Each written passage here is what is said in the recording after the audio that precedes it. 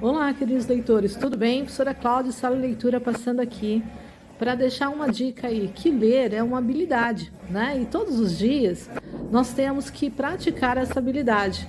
Praticar essa habilidade para nós sermos competentes em servir a nossa comunidade. Comunidade de cidade, comunidade de bairro, comunidade de país, comunidade de mundo.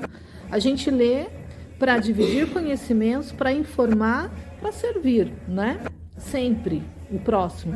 Porque nós somos como os espelhos, né? A minha necessidade de hoje pode ser a tua de amanhã. Então, toda a informação, ela nos ajuda a servir, né?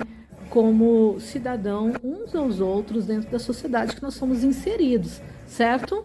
Então, ao lermos uma obra literária, por exemplo, aqui vai uma dica da professora Cláudia como professora de língua portuguesa, né? Ao lermos uma obra de literatura, tanto inglesa, portuguesa, norte-americana, brasileira, né, nós sempre temos que criar a habilidade de analisar, né? E quando nós analisamos, a gente procura criar uma intimidade com o autor. O autor, o que nós precisamos saber do autor, né? A biografia do autor, porque quando você conhece o autor, fica mais fácil você interpretar a intenção, a intencionalidade do autor quando ele escreveu no contexto histórico a obra, né? A história que ele discorreu, certo? O tema da história que ele discorreu. Então, é muito bom que a gente possa primeiro saber, né? A gente vê aí os autores da literatura brasileira, literatura portuguesa, e nós sempre primeiro começamos, tanto nos livros didáticos ou não, sempre começa pela história do autor, porque assim nós vamos entender melhor a intencionalidade sobre aquela obra, certo? E ao lermos essa obra literária, é importante nós criarmos o hábito de analisar. Sim, nós, como seres humanos, sendo você professora ou não, trabalhando na área de educação ou não, nós temos que manter uma formação de pesquisadores. E todos os pesquisadores ou leitores, eles têm que criar uma habilidade, nós temos que criar uma habilidade de analisar, de saber analisar de maneira correta, né, para fazer uma interpretação correta do enunciado ou daquilo que nós estamos tratando, certo? Ou daquilo que nós estamos engajados em obter conhecimento, certo? Então, nós temos que ter a prática de analisar os pontos fortes. Primeiro a gente faz, quando nós vamos analisar uma obra, primeiro nós fazemos uma análise, né? Nós vamos analisar de maneira técnica quais são os personagens, né? Primeiro lá o nome do livro, vamos colocar aqui um exemplo, né? Escravizaura, né?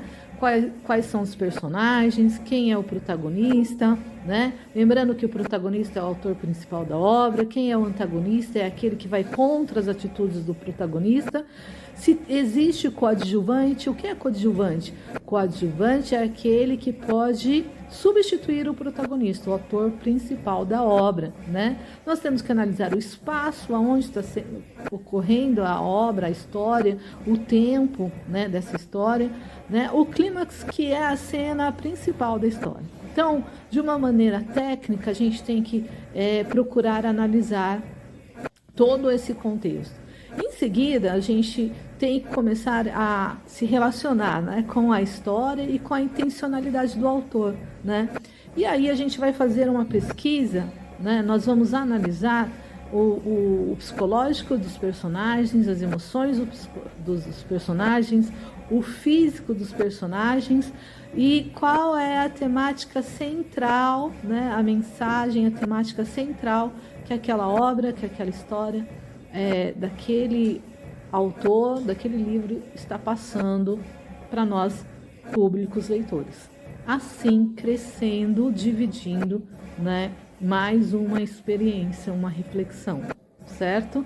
Que toda a história mexe com as nossas, também mexe com as nossas emoções, mexe com o nosso psicológico, né? E nos traz novas reflexões para a nossa própria vida.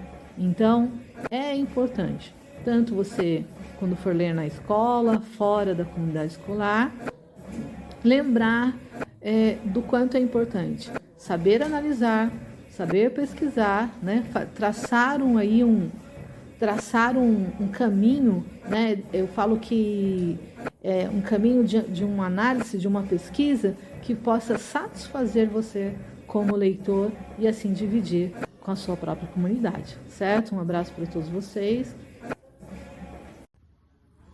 Olá, bom dia, queridos leitores, tudo bem? Nós aqui da Sala de Leitura, continuando o nosso podcast com os leitores da nossa comunidade. Hoje nós estamos aqui, né, com a estudante Iris. Oi, né? Gente, tudo bem? E é um prazer estar recebendo a Iris aqui. Seja bem-vinda, Iris. E a Iris vai trazer pra gente a experiência dela como leitora com o livro O Deus que Destrói Sonhos. O Deus que Destrói Sonhos. Eu confesso que quando ela me falou do livro, eu falei, o quê? A gente fica curiosa, né, para saber. Então hoje eu trouxe ela aqui para ela dividir com a gente essa experiência de leitora com esse livro, né, Iris? Então eu queria saber da Iris, né, para ela falar um pouco do que o livro contextualiza. Qual a história que o livro traz pra gente? Bom, o livro é um pai de uma família que escreve esse livro e ele escreve para os 2 filhos dele pequeno, para quando os filhos estiverem maior, eles poderem ler e saber lidar com as situações. O tema do livro é os nossos sonhos não são os sonhos de Deus, né? Então, assim, às vezes Deus tem uma coisa pra gente e a gente tem outra. Então, quando Deus não faz o que a gente quer, a gente acha que Deus destruiu os nossos sonhos. Mas, na verdade, Ele só tá preparando algo melhor pra gente. Olha, que legal. Essa foi a experiência, foi a mensagem central do livro, essa? Isso. E qual foi, assim, o que você traz desse livro pra você? O que você pega do livro pra sua vida pessoal?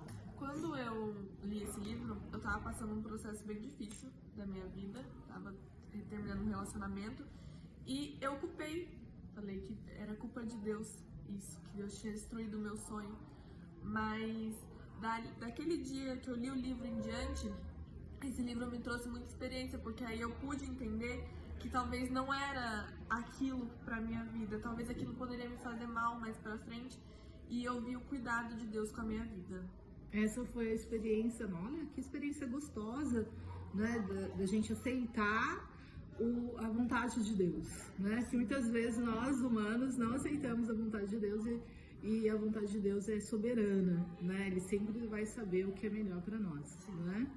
E Iris, fala pra gente também desse livro, assim, o que você dividiria com a comunidade, porque assim, nós como leitores, nós somos leitores para dividir o conhecimento, eu sempre falo isso, a gente divide conhecimento, a gente divide a experiência que a gente tem, e baseado nessa experiência, nós nos tornamos protagonistas da nossa própria vida, então a gente repensa, refaz, e a gente sempre espera uma palavra rema.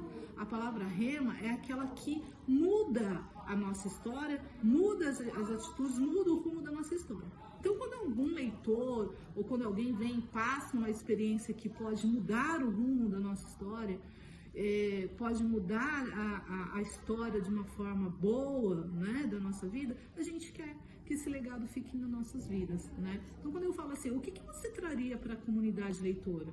O que você falaria baseado na leitura que você fez dessa experiência? Eu sei que você já colocou tudo, né? Mas qual é, assim, a perspectiva que você traria para a comunidade quando um jovem, um adulto até mesmo, passa por essa mesma situação? Né?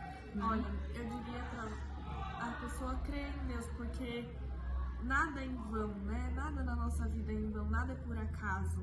Então, independente do que esteja acontecendo, seja lá coisa boa ou coisa ruim, que a gente venha colocar na nossa cabeça que tá tudo debaixo dos planos de Deus. Não cai uma folha de uma árvore se Deus não permitir. Então, que a gente venha acreditar e confiar naquele que tudo pode. Olha, que legal, que bacana, né? É exatamente isso mesmo, né? A gente traz pra gente a experiência e depois divide essa experiência e quer que as pessoas vivenciem isso também, né? Olha, Iris, muito obrigada, né? Tenho certeza que você tem outras experiências de outras leituras, né? Vai ser chamada mais vezes, né? tanto da sua leitura pessoal, da sua vida pessoal, como da sua vida aqui como estudante dentro da comunidade, tá bom? Tá bom. Muito obrigada e que Deus abençoe seu dia. Amém. Tá bom? Tchau, tchau. Tchau, tchau.